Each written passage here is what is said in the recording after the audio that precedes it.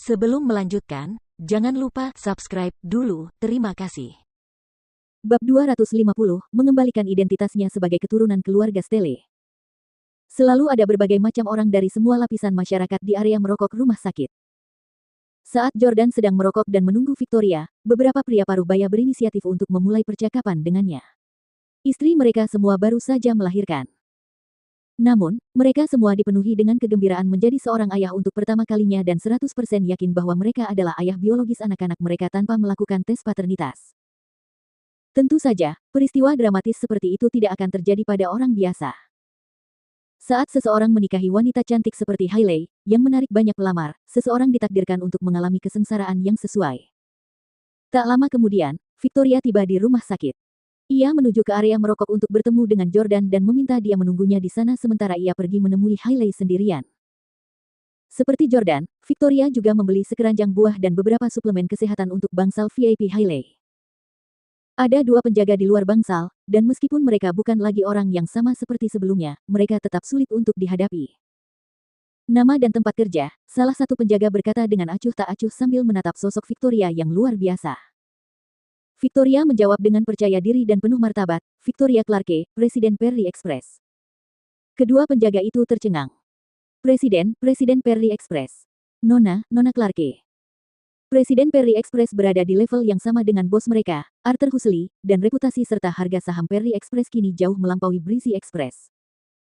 Para penjaga dengan panik membungkuk ke depan dengan hormat dan menjawab, silakan masuk, Nona Clarke. Victoria membawa barang-barangnya dan berjalan masuk. Hei, Victoria ada di sini. Begitu melihat Victoria, Caiden bergegas menghampirinya untuk menyambutnya. Victoria, sungguh perhatian sekali kamu mau meluangkan waktu dari jadwalmu untuk mengunjungi istriku. Kamu bahkan membawa hadiah. Buahnya terlihat lezat. Bawakan padaku. Victoria menyerahkan keranjang buah dan suplemen kesehatan kepada Caiden sebelum berjalan menuju Hailey. Victoria. Hailey pun menyapa Victoria dengan ramah dan patuh. Hailey, panggil Victoria penuh kasih sayang. Kepura-puraan Hailey dan kemampuan berbicara secara munafik berada beberapa tingkat di bawah Victoria. Hailey, bagaimana pemulihan tubuhmu? Tanya Victoria, menunjukkan sedikit kekhawatiran pada Hailey. Hailey berkata sambil tersenyum, jauh lebih baik. Terima kasih atas perhatianmu. Victoria memperhatikan kedua bayi kembar itu dan berkata dengan gembira, bayi-bayi itu cantik sekali. Mereka akan tumbuh menjadi bayi yang sangat cantik. Hailey juga sangat percaya diri dengan penampilan anak-anaknya. Setelah mengobrol sebentar, Victoria berkata, sebenarnya, aku datang ke sini untuk mengunjungi kamu dan anak-anak, dan juga untuk meminta bantuanmu. Ada apa? Tanya Hailey. Victoria berkata, bisakah kamu meminta anak-anak dan Jordan untuk melakukan tes paternitas? Baru saat itulah Hailey mengetahui bahwa Victoria ada di sini untuk Jordan. Ekspresi Hailey berubah. Tidak.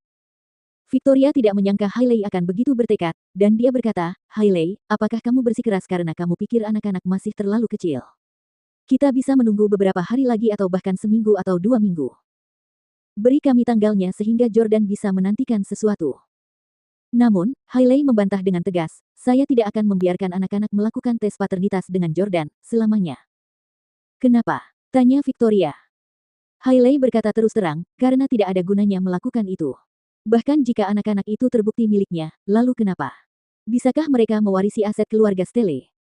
Pada akhirnya, Caiden dan saya tetap harus membesarkan mereka. Victoria memikirkannya dan berkata, bagaimana dengan ini?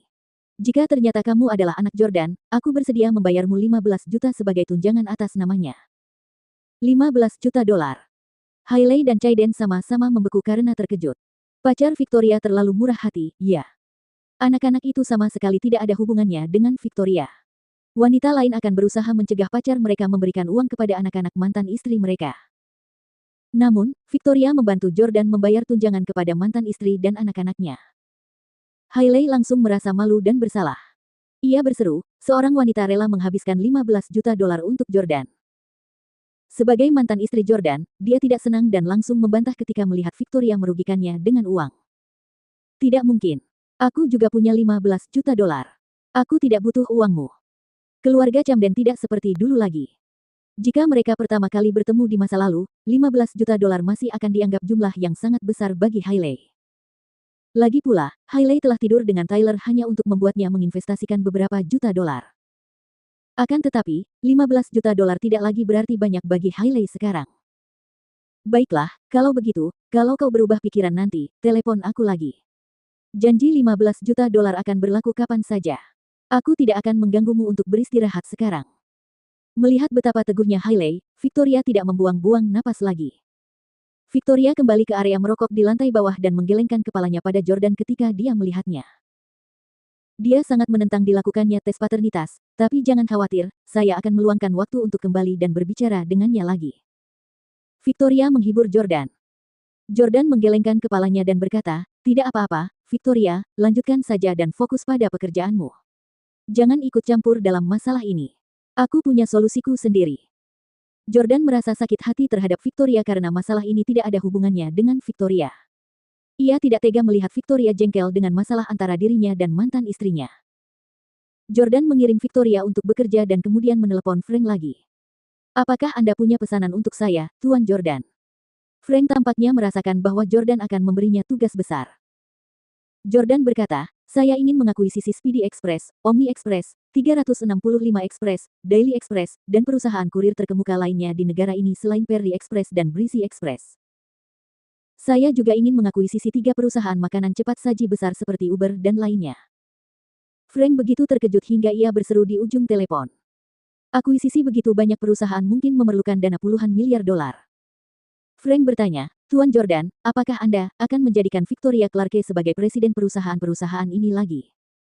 Jordan berkata, tidak, saya akan menjadi presiden. Saya akan mendirikan sekelompok perusahaan milik saya, seperti yang saya lakukan di Orlando. Saya ingin menguasai kota New York dan menjadi orang terkaya di negara ini. Frank menelan ludahnya dengan gelisah. Ya. Setelah menutup telepon, Jordan memejamkan mata dan mengangkat kepalanya untuk melihat ke langit. Dia telah mencobanya sebelumnya. Dia telah mencoba memperlakukan semua orang dengan tulus seperti orang yang tidak punya uang. Namun, Chaiden dan Russell memandang rendah dan membencinya.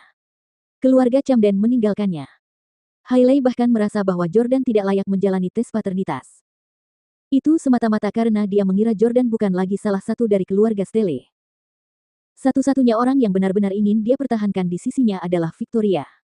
Kalau begitu, aku tidak akan bersembunyi lagi. Aku tidak akan peduli dengan perasaanmu lagi.